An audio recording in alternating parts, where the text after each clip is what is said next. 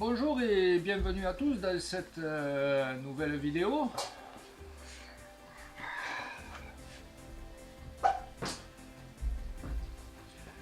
Alors aujourd'hui nous allons parler de la chaîne, de son avenir.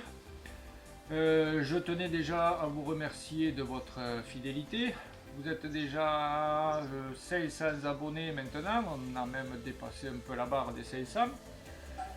Ça fait que 7 mois que je fais des vidéos. Il y a à peu près 25 000 vues, ce qui est déjà pas trop mal.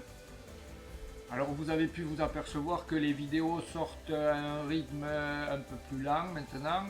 Je sors une vidéo à peu près tous les 15 jours. Tout simplement parce que c'est quand même pas mal de boulot. Il faut compter le double de temps de travail pour filmer une vidéo, pour faire une vidéo, pour la filmer. Après, je passe à peu près 1h30 à 2 heures presque tous les soirs, au moins pendant 7-8 jours pour monter la vidéo. En plus là on est en hiver, arrivé à 18-19 heures à l'atelier, il fait pas très chaud, c'est pas très agréable. D'autant que j'ai essayé de faire une river table là sur une dernière vidéo que je vous ai pas présenté, mais bon, la résine elle met des plombs à sécher parce que l'atelier n'est pas chauffé toute la nuit. Voilà, le rythme a un peu baissé. Je pense que je maintiendrai ce rythme de 15 jours. Ça me permettra de faire quand même, je pense, des vidéos d'un peu meilleure qualité. J'espère que vous avez vu que je m'améliore petit à petit. Il y a moins de musique forte, on entend, je pense, un petit peu mieux ma voix.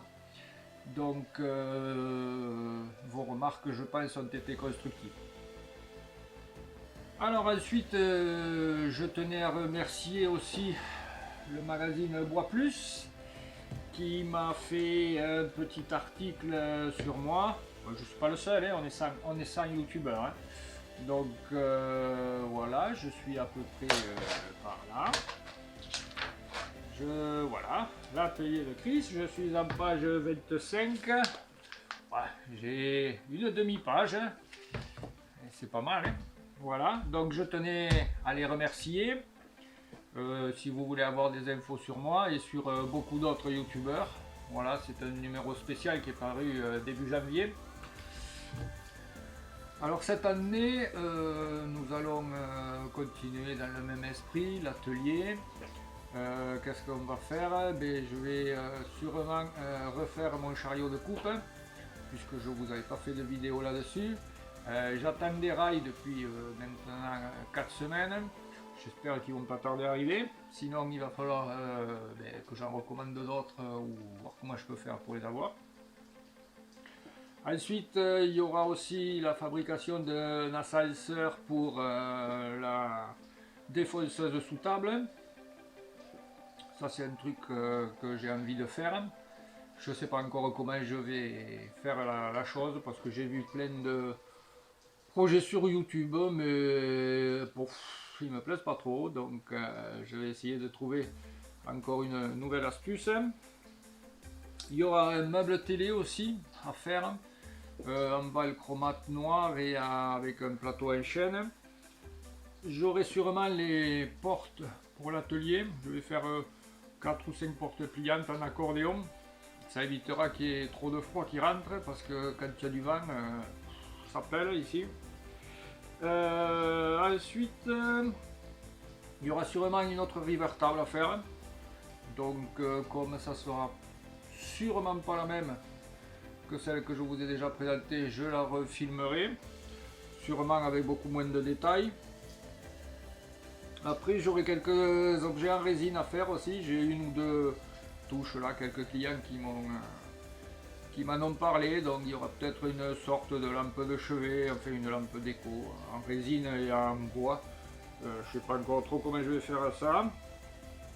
Je vais essayer de faire une vidéo aussi sur des meubles en palette ou autre, ça sera plutôt pour le printemps. On va essayer de faire je pense des meubles pour le jardin, un truc comme ça. Voilà. il y aura ça, et ensuite, si ce que j'aimerais faire, c'est vous emmener avec moi un jour poser une cuisine.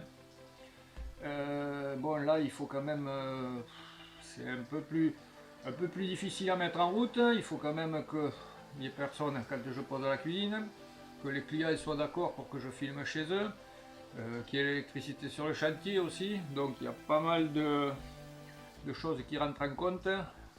Je vais essayer de le mettre en route, on va voir si je peux le faire au cours de l'année.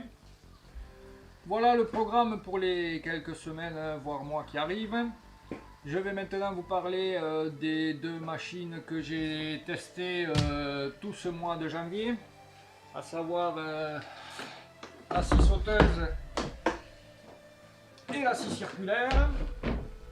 Je vous avais promis de vous donner mon ressenti. Alors, la scie sauteuse, j'ai rien à dire, hein. C'est au top. Elle fonctionne très bien, presque aussi bien qu'une filaire. Les lames se changent facilement, il n'y a pas eu de casse. Les batteries tiennent bien. Bon, elles ont que un mois et demi maintenant.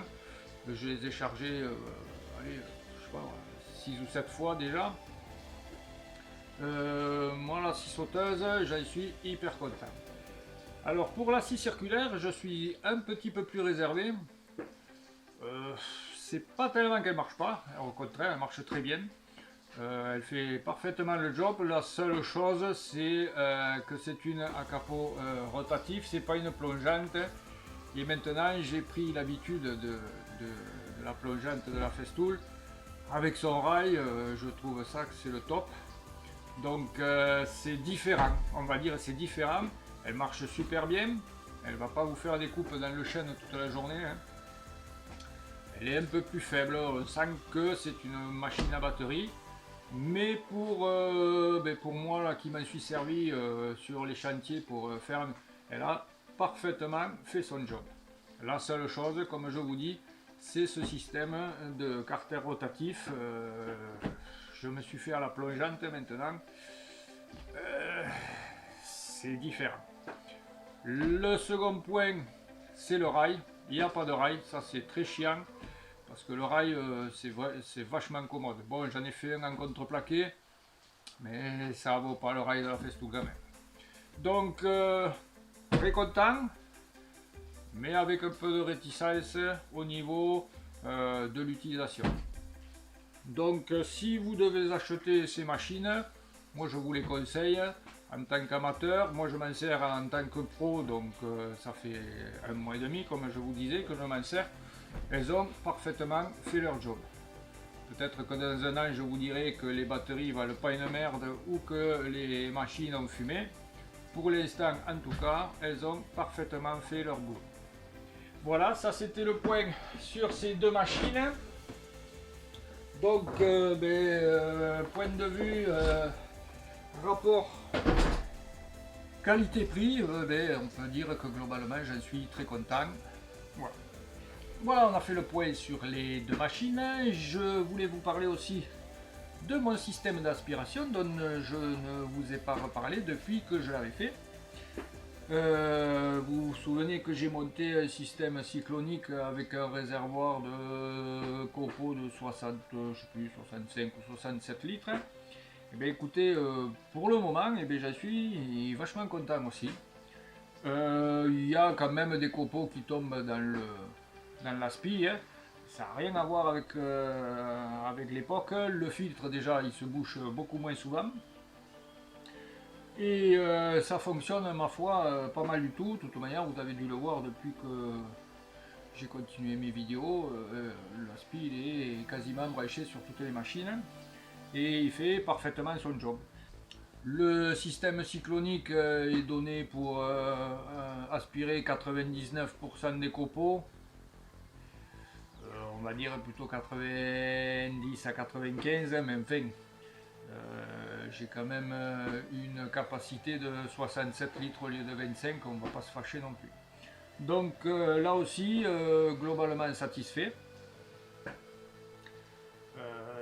D'autant que c'est pas un investissement trop important, je crois que Le Cyclone a coûté une trentaine d'euros, je crois, donc c'est un truc qui vaut le coup de faire. Cette vidéo est maintenant terminée. Wow, tu te réveilles maintenant? Soule-lui. Quel boulet celui-là aussi. Donc je vous disais, cette vidéo est maintenant terminée. J'ai fait le point un peu sur l'avenir de la chaîne. J'espère que vous continuerez à me visionner, que vous aurez autant de plaisir à découvrir mes vidéos. Je vous souhaite une bonne fin de journée et à bientôt. Ciao ciao.